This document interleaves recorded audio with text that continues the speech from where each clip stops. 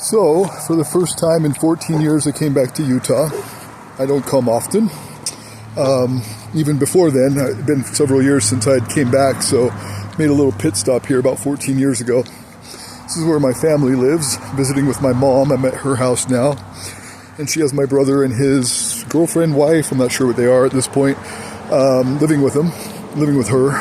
And this is one thing about not being around and, letting rumors fester is that apparently there's this rumor going around that until I was in my late 20s, I was this Nazi skinhead and I had all this history and all these racist, activities in my life.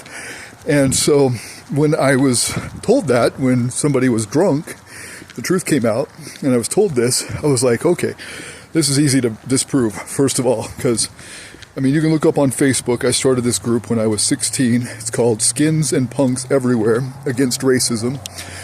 And in my parents' old house, when I was, 17 or 18, I have a picture of me with my little brother, the one that has these stories, when he was, a teenager still, anyway. Maybe I was 18 or 19 at the time. I was still in my teens anyway.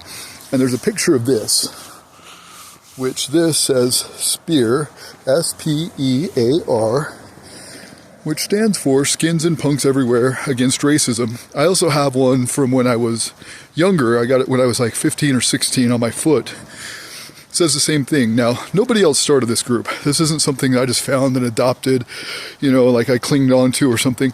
I made that up. That was a movement that I made to stand against racism. And my motivation was, I moved out at a young age. My cousin's boyfriend at the time had a swastika tattooed on him, and his friend Steve, who actually passed away, also had a swastika on him. And they got me into it a little bit. I got a SS symbol tattooed on my back, and I had it covered up with a sun. And so my brother has this fairy tale of how I had all these swastikas on me. So I never had one, ever. And I'm like, okay, Mom's got all the scrapbooks here of all the pictures of me in those years. Do you have any pictures of me with this alleged tattoo? No, you don't. Okay, so let me show you the pictures I have of when I was still in my teens, and I have this anti-racist tattoo on me that means Skins and Punks Everywhere Against Racism. And I showed him that.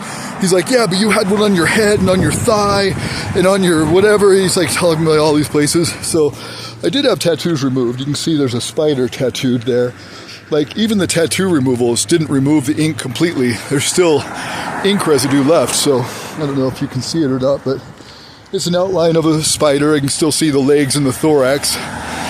But he says that was a swastika.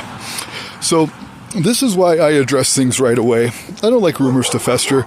I am so against racism. I think that it's superficial and petty, and I have no use for it. All it does is divide and hurt our species and our world. There's no use for racism. Everybody has their prejudices. Certainly I have my own. But racism, hating somebody for their race, is ridiculous. And so I would never want to be someone encouraging that. Just like I've been trying to leave the USA because I don't like to pay for wars with my taxes. And we pay for so many wars and so many bases overseas, and we fund so much crap that I don't even want to be here for that. And I'm very idealistic, so I don't like to be confused with supporting something awful. And so I put it up today. I put up the pictures of me when I was 17 and 18 and 19. And all of my tattoos that are anti-racist. And if anybody out there has a tattoo of me supporting something racist, I would like to see it, because it doesn't exist. Nobody will ever find some picture of me with some swastika on me. They might find a picture of me with the SS symbol, which is the same lightning bolt that AC/DC has on their albums. And I was a big butt rocker when I was 12, and I always loved the lightning bolts, and all the bikers had them, so I got that on me, and my friends, my cousin's boyfriend, who was a skinhead, kind of encouraged me to get it, so it probably had some implications of racism. But by the time I was 17, I got laser surgery and got all of my tattoos removed and got the SS symbol covered up with this sun tattoo. I don't know if you can see it, but after 17, I was so anti-racist, and I had started that group, Skins and Punks Everywhere Against Racism, to distance myself from it and to put a stop to any illusion that I was like that, because I think it's hideous, and I would never support that, especially knowing what it is now and being around those kind of people. And then the Mormon Church has some doctrine that I don't agree with, talking about white and delightsome Nephites and the dark and loathsome Lamanites, and all their sin, cast them with darkness. And I just think that a lot of that is pretty hideous too. And even though, here's a Mormon church right here, even though I kind of grew up in that environment, I reluctantly had to participate because my family made me go to church a bit when I was a kid. But when I was able to stand up for myself and say no to it and stop going, I stopped going, and that was one of the reasons I stopped. So, I mean, I know he's still gone for many years after that to the Mormon Church, even recent years. But I, for one, won't support it. It's not my thing. So, I mean, I'm very idealistic. So that's why, like, when somebody says, oh, you're, this or that, you screamed at women, like an ex-girlfriend has recently said, you screamed at me, you were very terrible to me. So I'm like, you know what, we're going to squash that quick, because I am kind and patient and gentle with women. If they push my buttons, I might say fuck off, and I've done that, even to this one, but I'm usually very kind and patient, and they usually escalate it. So I'm like, I'm just going to go take a fucking lie detector test. I'm tired of these rumors and these false accusations, because they get out of control. Like my brother here saying that I was a Nazi until I was 25 or something like that. He's like, you ripped up my Tupac poster when you were 21, and you had all these swastikas on you. I'm like, all right, I can't dispute this Tupac poster ripping up thing, except for I have a picture of me with a Tupac shirt on at that time in my life. So I don't recall any of that happening, except for the fact that I love Tupac's music and always have. But what I can prove is there's pictures of me from those years of me supporting anti-racist movements, one of which I started myself. So that's why I put it into rumors and gossip before they start. My daughter, who's transgender, is trying to be transgender, told me I used Leviticus in the Bible against trans people.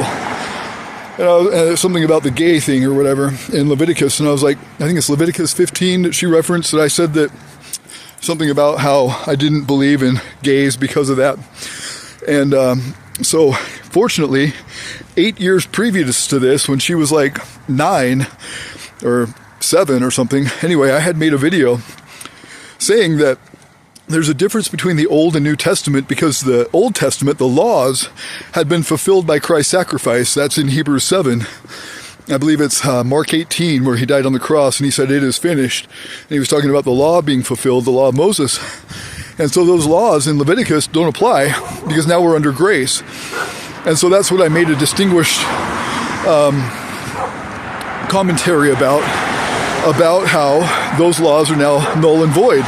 And so I've never had any other media supporting Leviticus against the gays or anything like that, or supporting the laws of Moses. I've always denounced them. And in my video from when she was like 7 or 8 or 9 or whatever it was, now she's like 20, but in those videos I said I wouldn't have even started studying or following Christ if it was about those laws, because I don't believe in them.